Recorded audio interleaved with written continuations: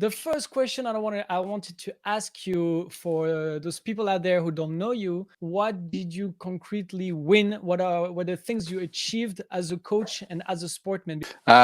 So, as you say, I was involved in the world of sport for almost 30 years, and my sport was bobsleigh, like the movie Rasta Rocket, we call it in France, or Cool Runnings in USA and Canada.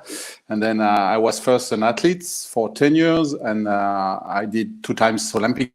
I won 2 medals at the World Championship, and after I switched to the coaching position and manage some nations like South Korea, Canada, New Zealand, Swiss, and France. And I did again 3 times Olympics. And my best achievement was the last time I competed at the Olympic with my team, the Swiss team, in 2014 at Sochi Olympic Games, where we won the gold medal, the Olympic title in 2-man bob. So I finished my Wow. my journey in bobsledding with a gold medal, with what's the best in the sports for us. So gold medal at the Olympics. Wow, that's amazing. There's something about the Olympics that just makes you dream, right? I guess if you're a sportsman, but also outside. Even for me, I never wanted to compete in the Olympics. Just makes me dream, right? I'm like, oh, this guy is Olympic medalist. It brings something, and so first it was as a sportsman, and then it was as a coach. So what was the? Can you describe a little bit both of your careers and how you experienced it? So I'm born in sport. You speak about Olympics. My father did Olympic Games in 1956 and 60. He was a discus thrower in track and field. So I'm born in sport. So it was always in my family and always in my field. And then, so it was natural for me to compete in sport. And then the biggest difference is I was good as an athlete because I won medals at the World Championship, but I was only 13 at the Olympics, even if I compete. And for someone it's a big achievement only to compete at the Olympic. But I think I have the possibilities to be a medalist at the Olympic, but I missed something, in me. And when I switched to coaching and managing for other people, I really find my position. And then my inner goal in me is to help people achieve their dreams. And then it was totally different for me. My 2 experiences in Olympic game as an athlete was not so good as a feeling and something like that. But as a coach, it was always something not perfect, but beautiful, because I was here trying to help people achieving their dreams and doing their best at the right time. And then it was for me totally different between the 2 experiences. What didn't you like when you were in the performance mode and not as a coach? I didn't like the fact that I didn't give all I can. I didn't know at the time I was competing, but when I look after that, when I switched to be a coach, I look at my approach of the sport, of the success, and it was different. And I was like a little bit, if I was doing that if I did that when I was an athlete, I can achieve more. And then I was really, when I was an athlete in Nagano Olympic Games, I did 13th in 2 men. I was like, okay, it's not so good because I didn't win any medals. So it was like, okay, do you win a medal? No. Okay, it's not good. It was as simple as that. So you have a regret because you know that you don't have a lot of chance to do the Olympics, in your career, because it's only all 4 years. You have to wait 4 years for another one. I was thinking going to Salt Lake City 2002. And I have a big injury just after the Olympic Games in Nagano, and I have to stop my career. So it can ending like tack, snap, and finish. So Why did you have to stop your career? Because of an injury. I have a big injury in training. So you can have a plan for 4 or 8 years to win the Olympics, and maybe in 1 second it's finished, it's over. So that's hard. Yeah, it's hard, but that's why when you have the opportunity to go in the Olympics, you have to give everything. And Mm. I did that as a coach, but not as an athlete. So, but you cannot change. It's too late. Yeah, exactly. It's something you have to live with, but not in the wrong. I mean, sometimes we say, "Oh, you have to live with it," and we think you have to live with the regrets. But in fact, when you make a decision, I think you're talking about that. I saw on your website as well. You said something with you said certain losses are more acceptable than stolen victories, basically. Yeah. Mm. And I love that quote. Can you elaborate? Yeah.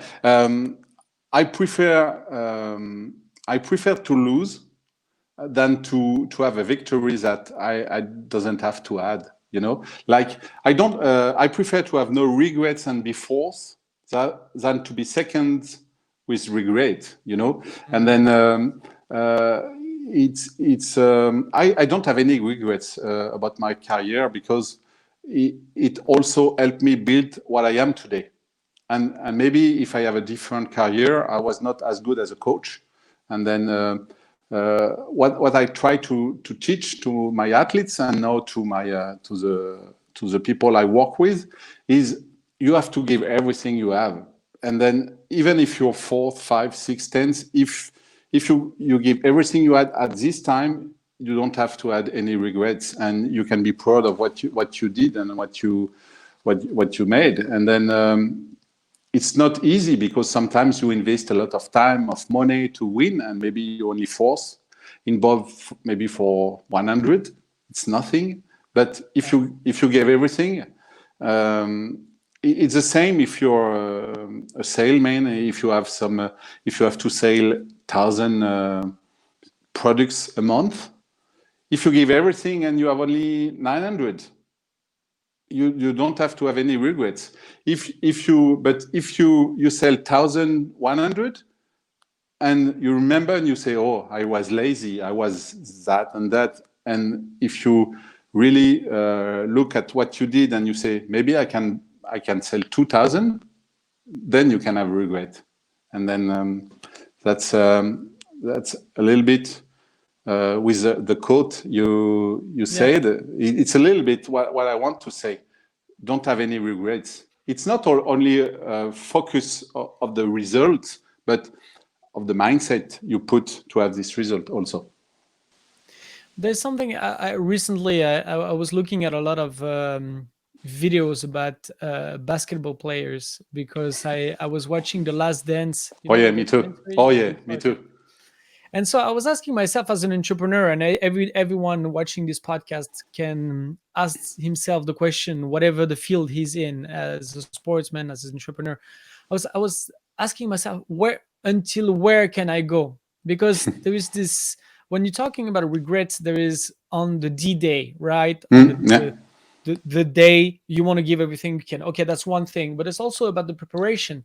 Did you give everything you could on the preparation? And it kind of sounds that it doesn't have limits. People like Michael Jordan and all the greatest guy. I mean, of course, he's the best of all times, but even you take one guy that is a millionaire or whatever, he achieved something great, and then you look at his life, and maybe the guy wasn't there for his family, maybe the guy wasn't a good friend, maybe the guy wasn't a good father. And it's always like, yes, you don't want to have regrets, yes, you want to go 100%, but in the preparation, do you go 100%? You can, if you actually do, you can have regrets and think, damn, I gave everything for my career, I gave everything for this sport, and I didn't see that super important part of my life. So how do you feel about that? It's always begin with a choice, and with the goal you put and you want to achieve. If you look at one of the best French sportman, Martin Fourcade, biathlon, he met his wife. He was 16, and he told her at the beginning, "You will show me more on TV than in our house." And I think he had his great career with 5 Olympic gold medals and some world championship medals, everything, because he knows when he was away from his family, his wife accepted for a certain time.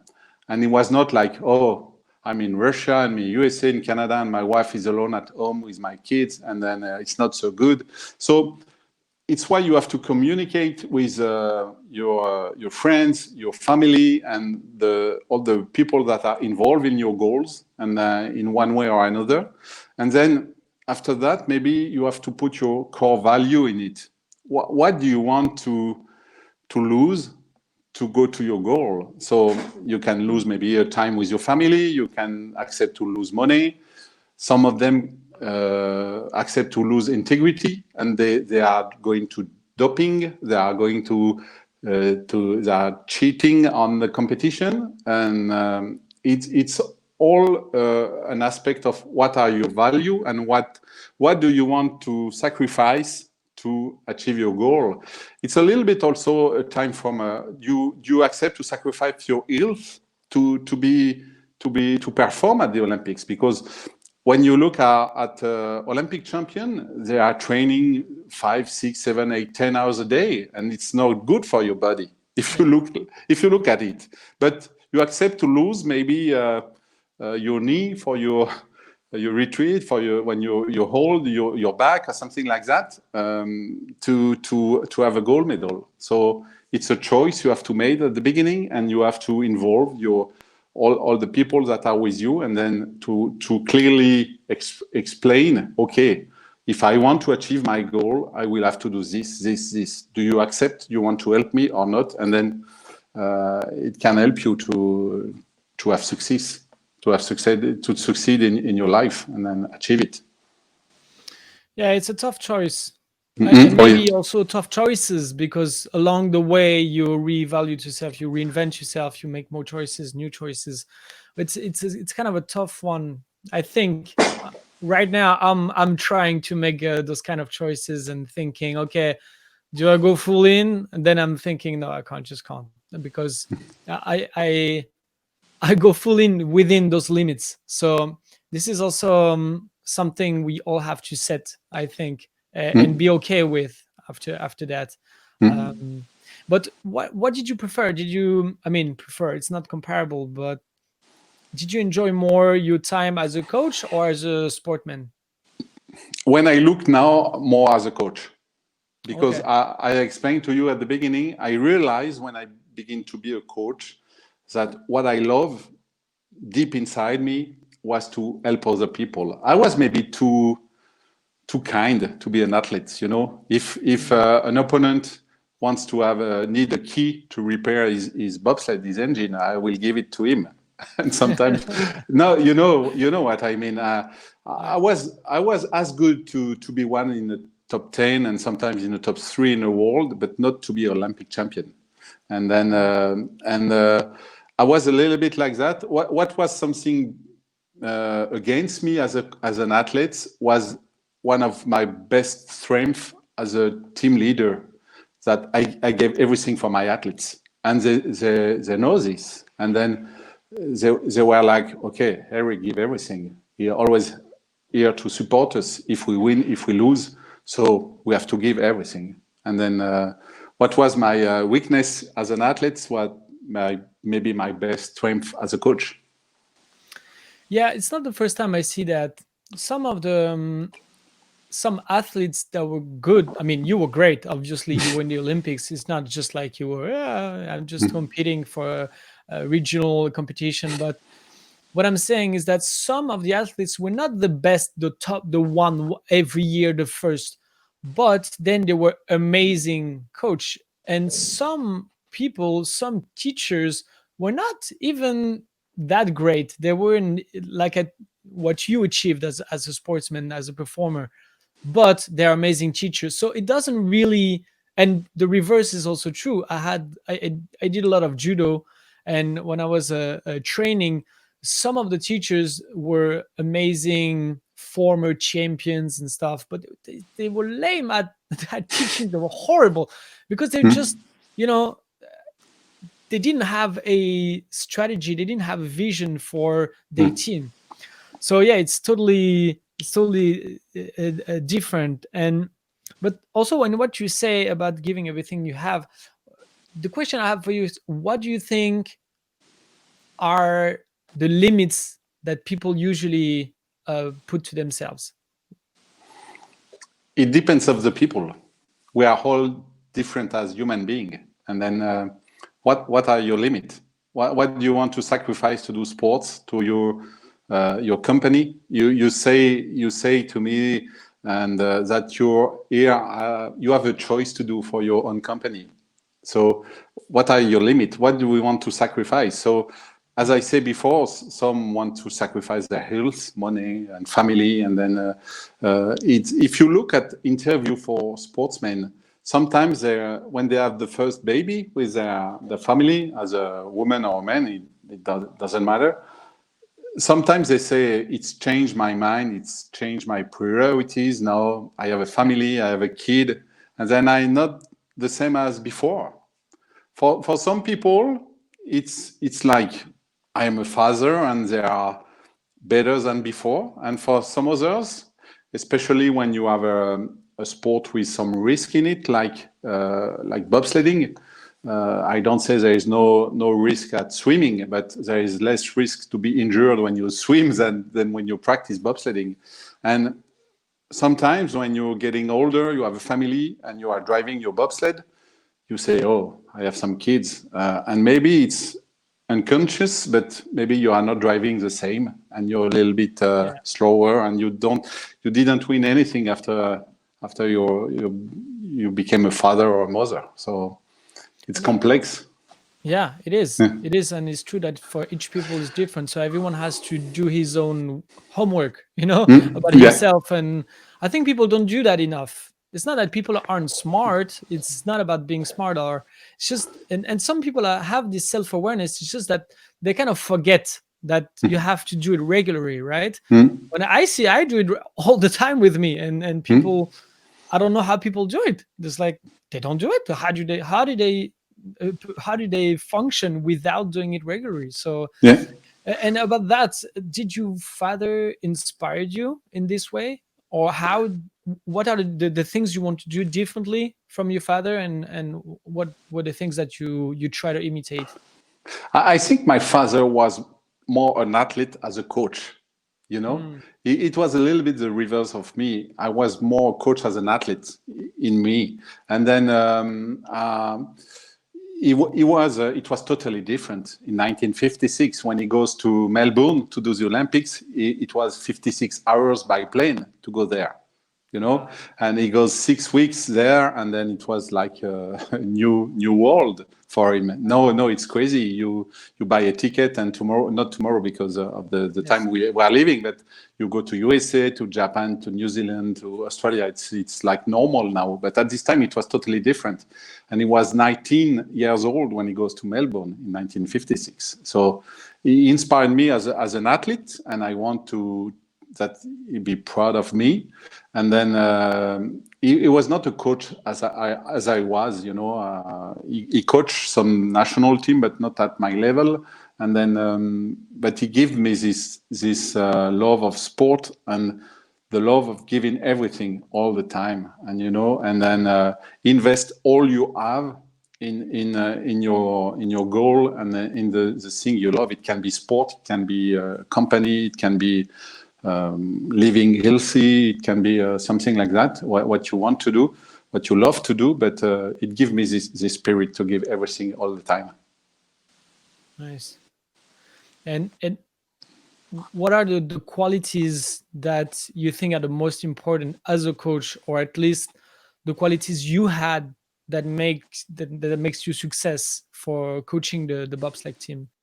But the thing is, in bobsled, we are not a professional sport. There is no money in this. So it's not like soccer or the US sport, like you talk about the Last Dance from Jordan, NBA. So we really have to focus on being good at the Olympics. And it's 1 time each 4 years. So you have to be ready here at this time. When the 2 men is 16 and 17 February, it's not 15 or 18. If you lose these 2 days, you have to wait 4 years. When I was a teacher in business school, I always say to my student, okay, you are doing a master's, it's 5 years. If you fail in your final exam, you have the opportunity to pass it in 5 years. So the stress is more than that. You have to invest more the time. In one way, you help because you know exactly when you will be judged. You know exactly the time when you have to compete. So, but you have to be organized. You have to have these skills of organization, planification, team leading. Because when sometimes I spoke to people, they say, "Wow, if I have the opportunity to go to the Olympics, I will be always motivated." But being an athlete like that is like a normal job, and you have the same motivation problem. I give always the example for an athlete from the massage. When you have the gift in holiday or for your birthday, you have 2 hours in a massage, in a spa, something like that, you're happy. And when you're an athlete, you have massage each day. And you don't have to pay for that. You have 45 minutes massage each day. And sometimes you're in your bed and you say, "Oh, I have to go to the massage."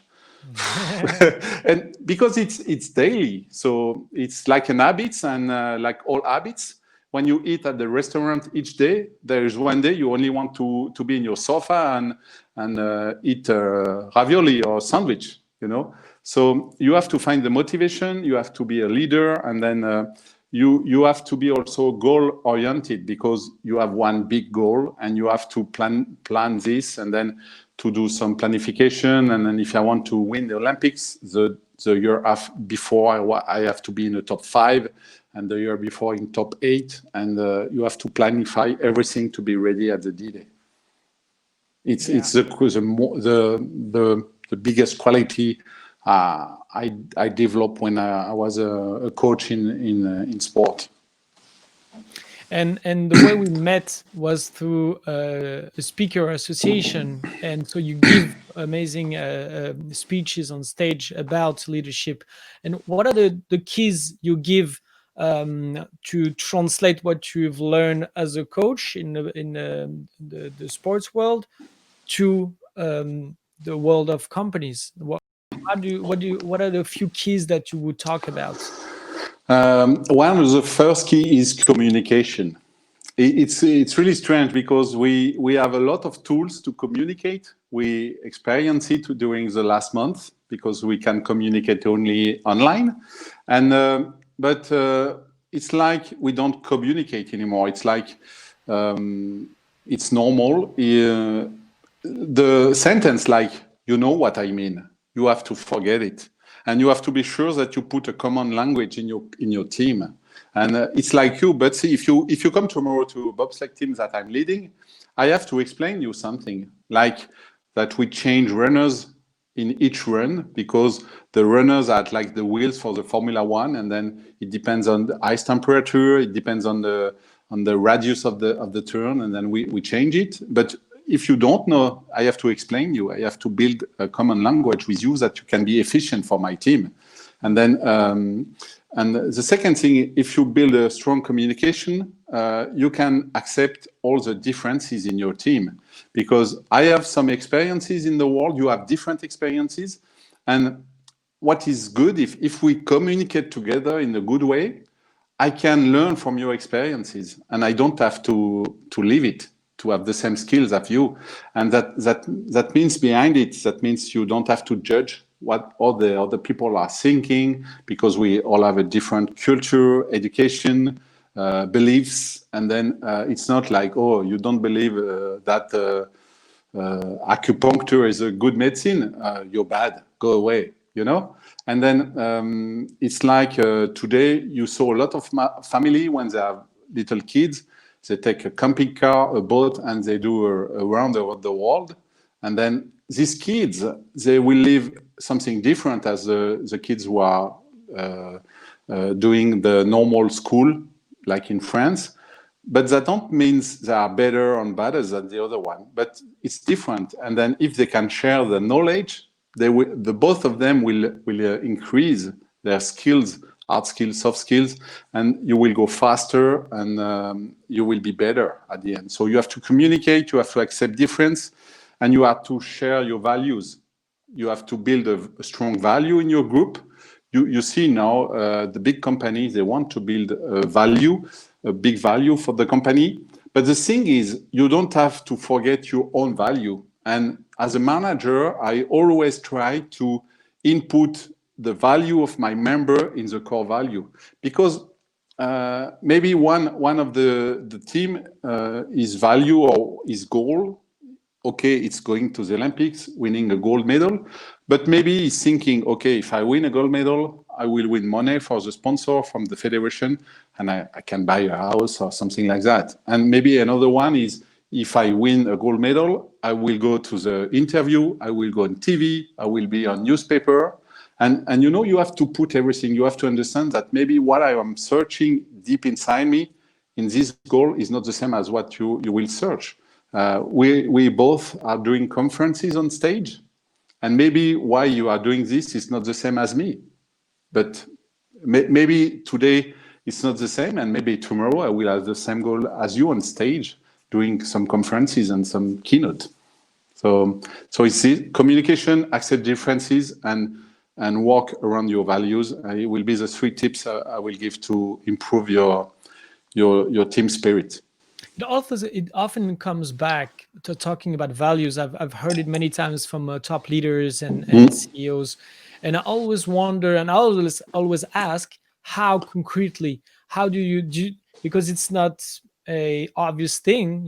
You cannot say, oh, my value are this and that, and put a poster in the company and the guys look at it every day. I mean, this can be a strategy, but it's not enough. So how do you make sure that people have behave in those values and accept those values and embody them? It's one of the difficulty I face in company as a manager, because for me, when you're a manager, it's not like countable, like, okay, if I spend 1 hour with you, I will increase your potential by 2%, you know. And maybe you have to find the right time. You have to be aware when is the right time to speak with your members, your team members. It's like sometimes with my athletes, we were maybe 9 p.m. drinking tea or something like that, coffee, and then you say good night to an athlete, and he say, okay, good night. And you hear in his voice that something is wrong. And you have to talk with him at this time. If you think, I heard something wrong, we will speak tomorrow 10 a.m. Maybe it's too late. And then it's the same for the value. To understand the core value of your team, of your members, you have to be aware of. They can maybe think differently as you, and maybe they can have different goals in the main goals of the company. And then, for example, I was working one time with a team, and then they really want to win, so they were working hard. And someday come in the field, if we do this, we can have an advantage. But I say, yeah, but it's not legal. Yeah, but if we do this like that, I'm sure we cannot be suspected, and we cannot be out of the game because they will not find it. And I say, no, I don't want to do that. I cannot face in a mirror if we won a medal like that, even if we are not. It was not doping, it was something different on the material, you know, because we have an engine in bobsleigh. And I said, no, I don't want to do that. And I quit, even if we can have good results, because it was not in my value. And I don't want to stop that. I don't want to accept that. So it's time, it's communication, as I said before. And then you have to build step by step, and maybe the value when you begin the company will not be the same after 10 years. And then it's like me today. I have also my company. I'm alone. I have my value, but tomorrow, if I hire some people, maybe I have to bring other value, because I will not be alone, even if I'm still the boss. And if I want that my company is growing and stay at the top, I will have to accept that maybe other value are coming, and then some with different people, because maybe they are younger or they have different knowledge. And then you have to be aware to change it sometimes, and then to adapt it. Yeah, it's not an easy task. right? No, no. It's time consuming and energy consuming. So it's really hard for me sometimes to be a manager. So but it's what is good. It's never the same.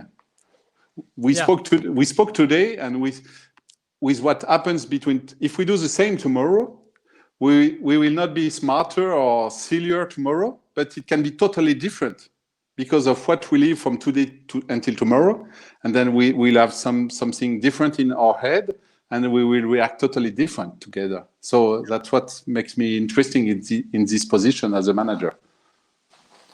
And how did you? Can you tell us about the tipping point when you switched from the world of sports and being a coach of this bobsleigh team to the world of companies? How did that happen? When was the click, and when was your decision, and how? Can you explain a little bit? So I always work a little bit with the company because Bob sport, you have to have money. For example, if you want to buy a four-man Bob, the engine to be gold medalist, it's 100,000 euro. So, Wow. yes, and with that you have no runners. And if you want a set of runners, is maybe 5 to 10,000 each, and you need to have maybe 5 or 6 sets. Explain again. What are the runners? The runners is the runners we put on the engine to be on the ice. It's like skaters on the ice hockey, but we change it. We change it because of the ice temperature and everything. So you can invest 300,000 euro to have 2-man, 4-man Bob runners and a car to put in it, and then you even didn't made one run. So you need a lot of money. So I have to speak with company to have sponsors.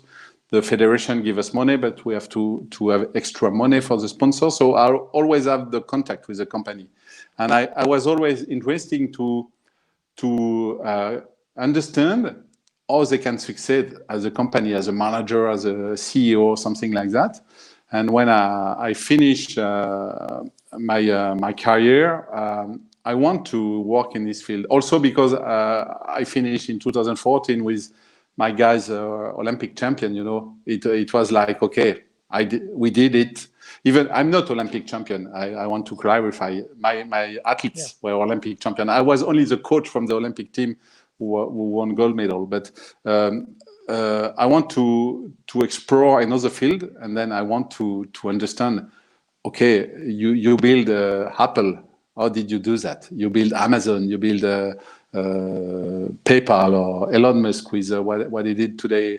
And then I want to understand. And then I saw a lot of common links between sport and then business. And then it's a new thing for me, and new thing. And then it's like a fresh start. And then I build a new motivation, And there is some differences. One of the biggest is the time frame of the goal. As I said before, when you're at the Olympics, you have a cycle of 4 years, and then in companies, of course, you have some timing, and then you say, okay, this product will be in September 21st, for example. But if it's in October sometime, I don't care. It's okay, even for the company. In sport, it's not like that. You have to be ready in the D-Day. So it was the biggest change for me, the goal timing from sport to business. And so you think that was an obstacle for you, or would you say it was just a little difference? And what are the other obstacles you faced in this transition? In fact, I learned a lot. Before to come back with the Swiss team in 2012 for Olympic in Sochi, I was 4 years in a company as manager. And I have different way I saw different way of managing people, because for us it's really easy in sport. Not easy, but you have a competition. You're good, you're not good. You prepare something. Does it work? Does it not? Was not working, so you have to adapt. You have to change, and then it's not so precise in the company. You can work on a project, and then it's not like, okay, everybody will be at the same time, at the same place, at the same moment, and okay, who's the best? So I was working in a big company in transport field, and then we have some other company, and then in the same field, and then it was not like each weekend, okay, they sell 10,000, we sell 12,000, we are the best. You know, it's not like so touched. We cannot touch as the same as in sports. So I was like a little bit, okay, did I do good or did I do wrong? It's okay. We can wait a little bit. We can see. It's not. I don't say it's always like that in company, but So more complexity and more elements, a bit more chaotic. yes, exactly. And do you think it helps as a manager and as a leader to try to control this chaotic, this complexity, and makes it more more transparent and more clear with precise goals, maybe? Yeah, I did that. I did that because it was the way I was working for 20 years, 25 years. So I put some templates and I say, okay, I want to do that, that, and that, and I want to have these results. So I have to adapt a little bit because at the beginning I was a little bit too much on my sport way. So when I say the first time, you say it's impossible, okay. And if we do that, so I communicate a lot. And at the end, it was clearer for me and it was better for them. So we built together. I have the chance to come in this company and I have to build a team. It was a new team, so I can also put my own feeling in it. So it was a little bit easier for me as coming from an old team and then being the new manager. So I have to build the habits and I have to build the mindset. So it was a little bit easy, but I have to adapt also to this biggest company. And then what happened in your career? You were a manager, and then are you still a manager? Because now you are also in a business school. You have a role. Yes. So what do you do? So now I have two things. I have my company, as you had, as a trainer, as a coach, a keynote speaker, and I saw leading two business schools specialized in sports organization. So, Nice. so I put in one job my two loves was business and sport. So I'm working with students. It's really nice to have students 18 years old until 23 years old. It's a master. It's 5 years, and then to see how they are growing their skills and then how they change their mind when they're coming. The first years are like little baby, and then at the end they have good ideas and they sing by themselves, and then it's crazy. The new generation is crazy for me. I love it because they don't have the same limit as me. I'm 53 years old now, and then they say, okay, I will go next year, 1 year in USA. It's normal for them. They have new ideas. It's crazy, and I love it. They have really good ideas. So I have these two kinds of things. My own company, and I'm leading two schools in west of France. And how do you still have time for your family and for your personal projects with all that? Because it's quite a lot, I guess. I'm lucky because I need only to sleep 5 hours a night. So Really? you have yes. So I have an extra time. It was, I think it was Muhammad Ali. He says, if you don't have enough time to sleep, if you need 8 hours to sleep at night, sleep faster. So Well, I certainly don't have that. I recently, in the past few months, tried to wake up earlier. Then it messed with me. I'm cranky all day.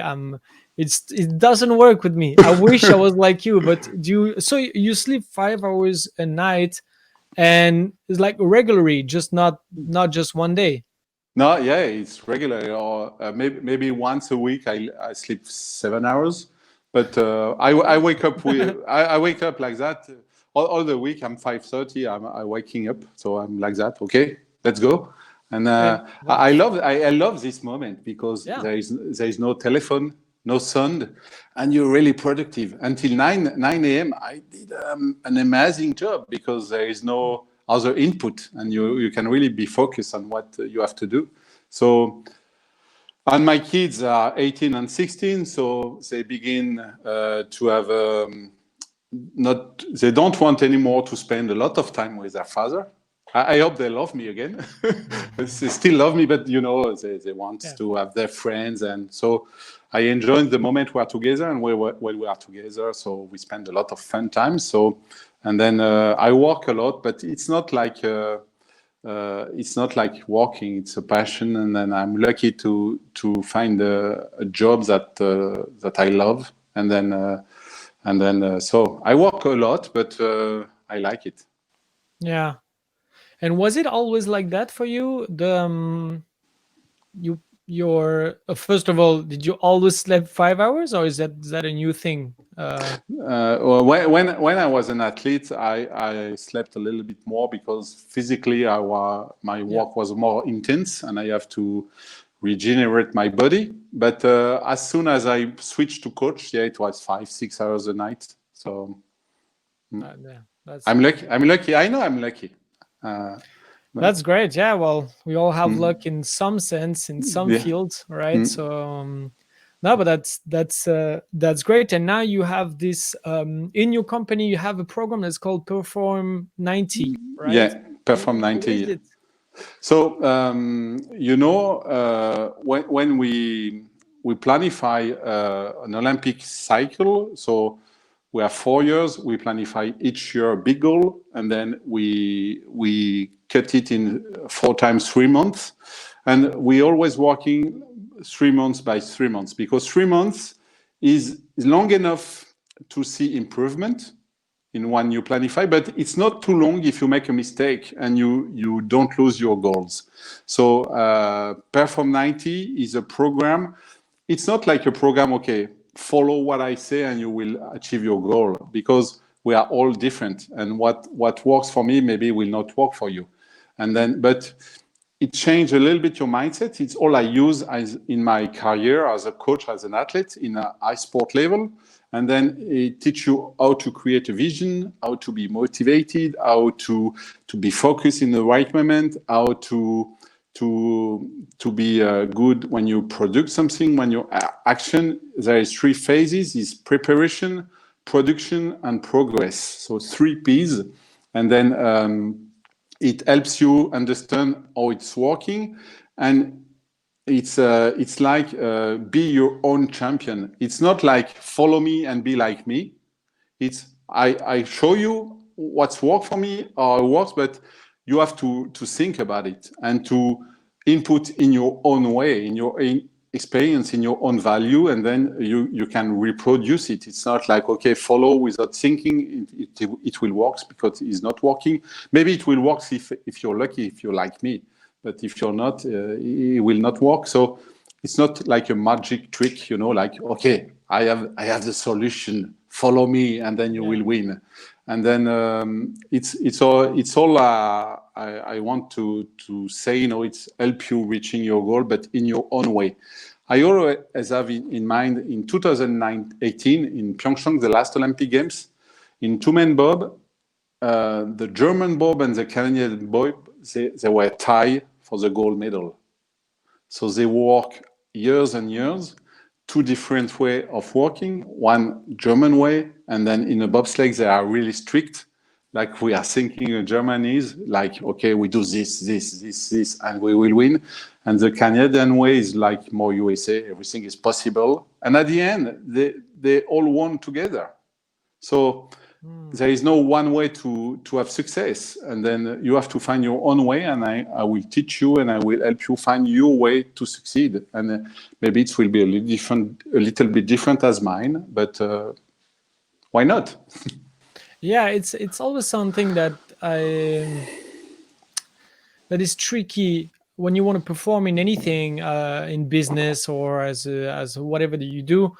You want to know what are the main principles that you need to master and practice, and this and that, and the specifics of each fields. But at the same time, it's hard to get out of that and say it's not just about that. Now I have to look at my strength. I have to see what weaknesses I have, and do I really have to work on them, or can I just play on my strength? It's a tough balance sometimes. It's like I was saying at the beginning, it's a lot of reinventing yourself, right? Exactly. It's not, yeah, it's each one. And I love that you said it's not like a magic trick. You have the magic formula, because No. there's so much of that in the coaching world. It's refreshing when someone doesn't say that, right? So it's a lot of, I have the solution. It's all about energy. Oh, it's all about this. It's all about that. It's no. It's, first of all, who are you? You know, what do you want to do? There's so many solutions. So yeah, it is refreshing. Yeah, and it's like we spoke about I need only 5 hours to sleep. So if I say to you, okay, you wake up at 5 and you walk 5 to 9, etc., and then 10 to 12 p.m. you will walk again, and you will say, hey, I need 8 hours. No, 5 hours. So it will not be okay for you. So maybe you're a morning person, maybe you're an afternoon person. So you have to have the basics. And then when you look on internet, if you want to be an entrepreneur, if you want to be a coach, there will be always magic formula. And there is some good things to have in it. And then you have the basics, but after you have to adapt with yourself, and then you have to adapt with what are your way of thinking, your value, your experiences, and then if you don't like to speak in public, and the method is on speaking in public, you have to change it, even if it's working for the guys who was teaching you. So, but there is a lot of things like the magic formula. Yeah, it's a bit annoying sometimes. I want to also, there's something I wrote down here from your website, and that I thought was super interesting. You said, I think it was Perform 90. You said you used the word be satisfied with what you have and forget your dreams. I thought it was interesting because it's also something that I now not so much, but I used to struggle with, because there are those Buddhist philosophies that teach you that you can have enough, right? And you don't need to always have more. You don't need to always accumulate. You don't need to always want to be the first. And it goes, there is a duality with the high performance world, where you need to have that. You need a little bit of ego to be, this guy is better than me, or I'm going to beat him. You know, you kind of need this, a bit, not too much, but a bit of unhealthy motivation. And so when you say be satisfied, so I will teach you, or no, you didn't say it in those words, but basically you said, if you want to uh, uh, to not stop being mediocre, or whatever the way you said it, and just be satisfied with what you have and forget about your dreams, I will help you. So what do you think about all that, and how it, There is a lot of things. I have a lot of athletes who are saying, okay, my dream is to be Olympic champion. And when I have this, I will begin to train. I will begin to give everything. So be satisfied with what you have is, I think today you can start what you want to. You want to build your company, you can start today. You want to stop smoking, you can start today. You want to begin to do some sports, okay, you can go walking outside, even if it's raining, okay, you have to put a hat and then it's okay. And then that means if you only think about your dreams, you will never do nothing. You have to change your dreams in goal to take action. And then maybe you will, it's not the way of thinking, I will change my dream, I will forget it. But when you begin really to think about it, you will begin to plan, and you will begin thinking, okay, before to think of my dreams, I have to do this. And then you will begin to act, and you will begin to do something with what you have today. Okay, I have no skills in entrepreneurship. Okay, I have a computer, I have internet. Okay, so I will begin to show on YouTube the success story of Betsy, of Eric, of whatever. And then I begin like that. And then I know what I have to do. And then when you wait to have everything before to act, you will never do something. So there is a friend of mine who say, when you will be really angry, you will begin to move.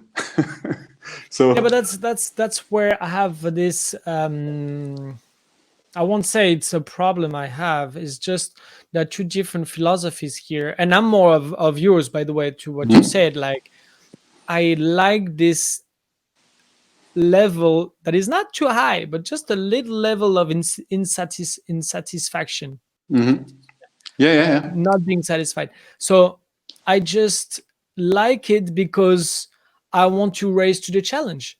But yeah. then if you read books like The Power of Now, and any books that are inspired by Buddhist philosophies, or just even old books about it, they will tell you that it's kind of unhealthy to be in that way. Mm, It's kind of unhealthy to mm, always want more, because then there is no limits to it, and you have to learn to be satisfied with things that you have and not feel this. You know what I mean? There is a contradiction here, yeah, and I don't know. I don't know. It feels like, I don't know. For me, the key is more you satisfy with what you have, but you also want more. You can have both. I don't know how you yeah. feel about that, but What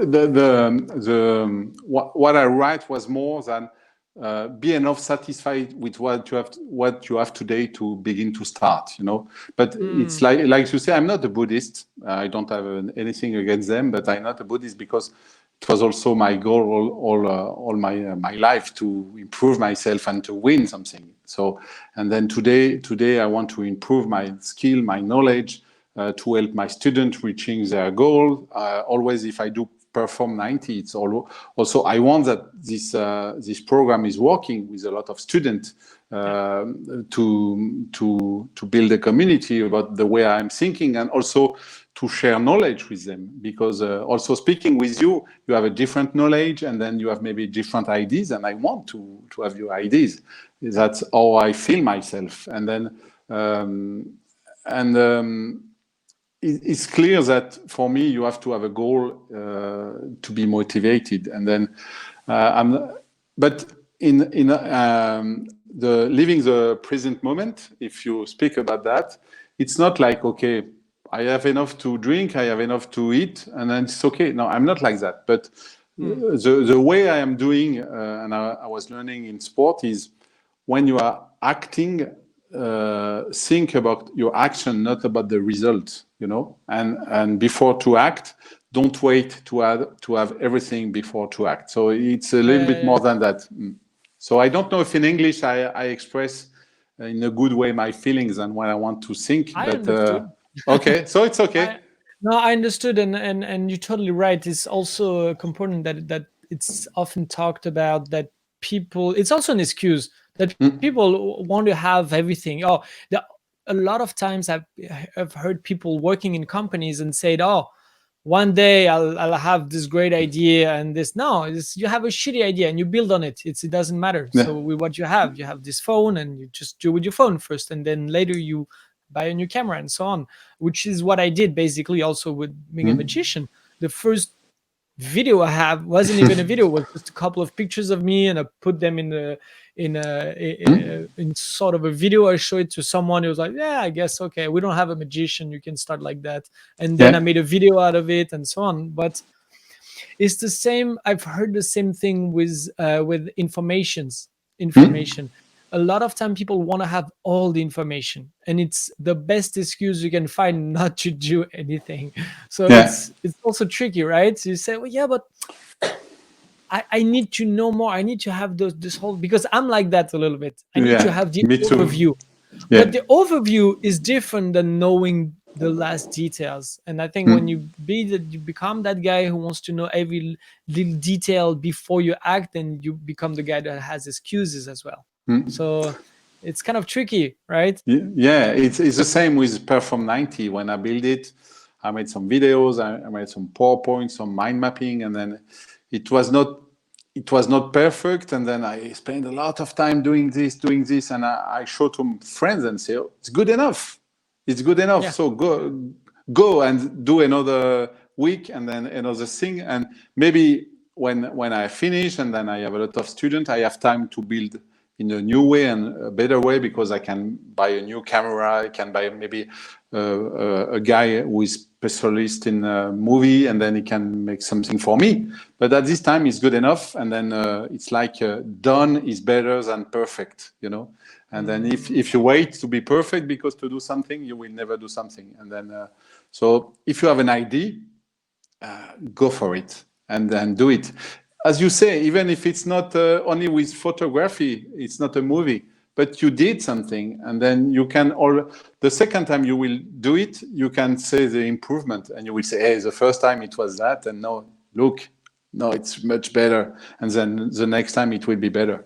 Because but people, people like to brag. They like to brag. They're perfectionists. They say, you know, this is something that is also something we underestimate, I think, in our culture, is that people, there are some things that are cool to say, and people underestimate cool. They underestimate glamour, the glamorous thing to say, like, oh, you know, I'm perfectionist, and people are like, oh yeah, he's perfectionist. They all buy into that, and actually, if it's way more efficient, it's way more, it's way better to say what you say, to say, I'm not perfectionist, I just want to have enough, and then we build on it. And but it's not cool to say that, you know what I mean? It's we need to find a cool way to sell it. But the thing is you, with all the media, no, you see perfection everywhere. Perfect body, perfect video, perfect game, perfect sport. Exactly. Maybe in 5 years we will do another video and we'll have a better studio, and then we'll have a better camera. We'll have everything, but we can do this because we are talking today, and we do something today. If today we are not doing anything, in 5 years we will be at the same point. So the problem is, if you have something to say, if you want to share something with the world, okay, do it. We all have phones. It's enough. It's enough. We all have internet access, so go for it, and tomorrow it will be better. Well said. Well said. And so I want to finish off with two simple, not simple questions, two questions. But what are the main obstacles you facing right now in you as in the professional world that you can share, maybe at your level, or some that you can share, one or two, so we can see, you know, that we all facing obstacles all the time, and it's not just that we all got it right. My main obstacle now is I have too much ideas. I want to do too many things, and need to focus, right? Yes, and I have to say, okay, this idea, I have to write it down, and then I will do it maybe in 1 or 2 years, because I don't have it. Even if I have a lot of time, because I don't sleep a lot, I don't have a lot of time. I have to finish a book. I have to finish my program, and is the two main things I'm focusing on it now. But I have so many ideas I want to do, because we are in a moment in time that we can do whatever we want almost. And then it's my main obstacle now, saying, okay, don't do that, focus on this project, and when you finish it, you will have time to go to another one. So what is next for you now? Next for me, next step is launching of Perform 90. It's coming on next Monday. It's a little bit delayed. It was planned for 15. It's one of an advantage of the company. If I was at the Olympic Games, I have to wait 4 years. I was planning to do it in June, in the middle of June, and then I was not ready because I have something else to do, to prioritize. So I said, okay, I delay for 2 weeks. It's cool. It's cool. I don't have to wait 4 years. So it's this, and then for September I will launch my book about the key of the sports performance for manager. So I share the 5 keys I use in a sports field to win the Olympics, and how you can use it as a manager of your team. Great. And you don't have an English version, right? Not no, but why not? Why not? Yeah, why not one day? Yeah. Yeah, I always like to do even if French is our first language, I like to do it in English, because I think it's a good thing to give access to people who don't speak French, to people like you as well. Yeah. And I think that's a problem in France. And some people do it already, like the family. You know the family. Yeah, It's yeah, they already do it. They have a lot of talks with entrepreneurs. I think it's great because otherwise people wouldn't access you, and they will have to wait for your book to be in English and wait for your program to be in English and stuff like that. So I think I taken enough of your time, and it has been great. Thank you so much for sharing everything and for sharing all those insights. Thank you, Betsy. It was really nice talking with you. Same. And yeah, I will put some links for people to follow you, for people who are in France. On which social media are you? LinkedIn? LinkedIn, I'm on Facebook because I'm an old man. I don't have a lot of Instagram or Snapchat. Okay. I have to because my kids are on it. So if I want to follow my kids, I have to be on it. Spy on them. You want to Yeah, spy on them. yeah. But LinkedIn and my website, and then don't hesitate to contact me, and then I will be pleased to answer you and speak with you. Because you give talks all over the world, right? And in Europe and... Yes, exactly. So in France, and then also in English, in USA, in Canada, and then in Europe. Okay. Yeah. I will put all the links on the bottom, guys, and don't hesitate to follow him, to contact him on LinkedIn. Thank you so much, Eric. Thank you, Betsy. Yes, have a great day, and I see you soon.